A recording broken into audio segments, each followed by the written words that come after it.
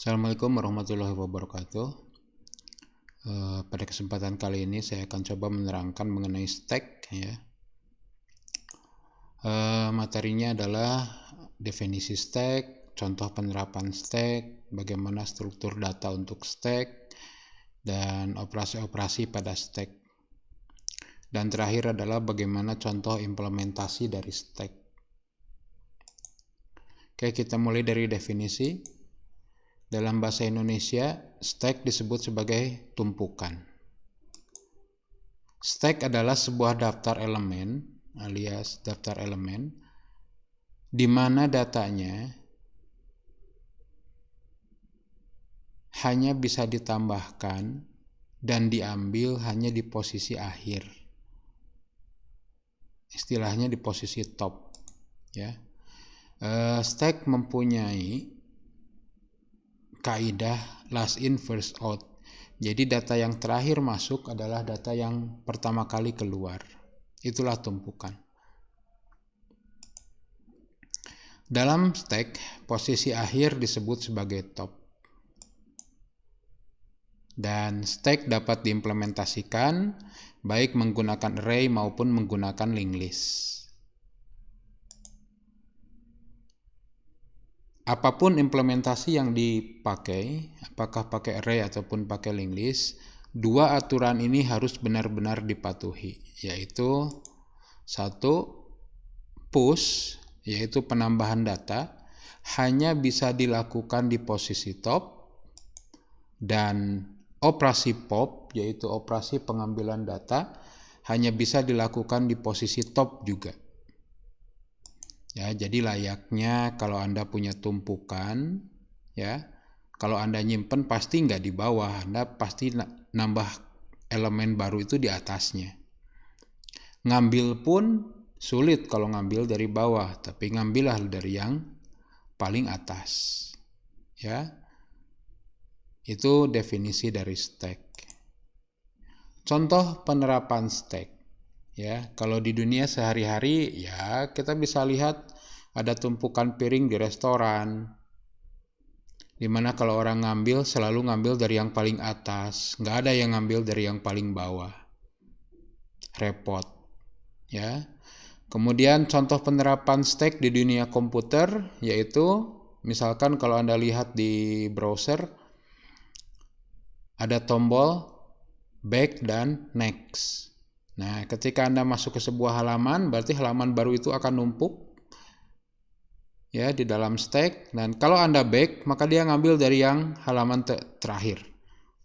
Ya, yang paling baru. Undo dan redo juga menerapkan konsep stack.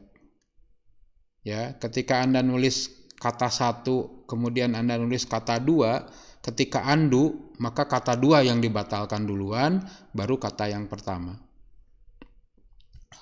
Kemudian melakukan perhitungan rumus matematik yang memperhatikan urutan prioritas operator. Ya, misalkan 5 plus 3 kali 2. Maka 3 kali 2 harus dieksekusi duluan, 5-nya tertunda. Ya. Perkalian dulu, baru penambahannya ditunda dulu sampai perkalian selesai. Nah, kita nyimpen dulu operasi plus supaya kali bisa dieksekusi terlebih dahulu. Kemudian penyelesaian pencarian rute di labirin atau di maze. Ya, Anda nyari rute dari pintu masuk sampai pintu keluar. Itu Anda bisa gunakan stack. Jadi ketika Anda berjalan di sebuah labirin, ketika Anda menemukan sebuah persimpangan, Anda tandain dulu di dalam stack bahwa ini pernah dilewati, bahwa kita akan belok kiri. Kalau belok kiri apakah nemu jalan atau tidak, apakah mentok atau enggak. Itu contoh penerapan stack. Struktur data yang bisa Anda gunakan untuk mengimplementasikan dalam program, Anda boleh menggunakan sebuah array. Jadi Anda punya array, indeksnya dari 1, ya. Indeksnya dari 1 sampai max, ya. Dan harus punya penunjuk di mana top berada.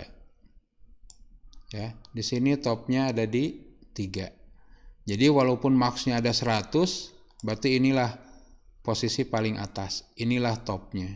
Topnya adalah datanya 9. Ini kalau Anda menggunakan Anda menggunakan array sebagai struktur data stack. Kedua, Anda juga boleh menggunakan struktur data linked list untuk stack. Jadi contohnya seperti ini. Kita punya data 5 ditumpuk dengan data 7, ditumpuk dengan data 9. Dan top akan menunjuk ke data terbaru. Ini struktur data untuk stack jika diimplementasikan menggunakan linked list. Kemudian operasi apa yang bisa dilakukan terhadap stack? Saya mulai dengan operasi-operasi utama pada stack, yaitu operasi push, yaitu menambahkan elemen baru di posisi top. Kemudian ada operasi pop, yaitu proses mengambil elemen yang berada di posisi top. Ya, push menyimpan, pop mengambil. Selain operasi-operasi utama tersebut, ada juga operasi-operasi tambahan yang biasanya dikenal di dalam stack. Satu, ada inisialisasi. Ini adalah proses menginisialisasi stack sebelum digunakan. Kemudian ada isEmpty, adalah sebuah proses yang digunakan untuk melihat status apakah stacknya kosong atau tidak. Kemudian ada lagi isFull, adalah sebuah operasi yang digunakan untuk mengecek apakah kondisi stack dalam keadaan sudah penuh atau belum. Ini biasanya digunakan kalau stacknya menggunakan array. Kemudian ada count, biasanya digunakan untuk menghitung berapa banyak elemen yang ada di dalam stack. Kemudian ada pick, ya, proses melihat elemen data yang berada pada top tanpa melakukan pop. Ya, jadi contoh kita pengen melihat benda yang berada di paling atas, kita nggak harus mengambilnya, cukup dilihat. Ya, tanpa harus ngambil. Kita bisa tahu datanya tanpa harus diambil, tanpa harus melakukan pop. Kemudian ada lagi display, yaitu menampilkan isi elemen yang ada dalam stack tanpa melakukan pop. Kemudian ada juga empty, yaitu proses mengosongkan stack. Ya. Misalkan stack udah nggak dipakai lagi, Anda kosongkan, cukup panggil empty saja.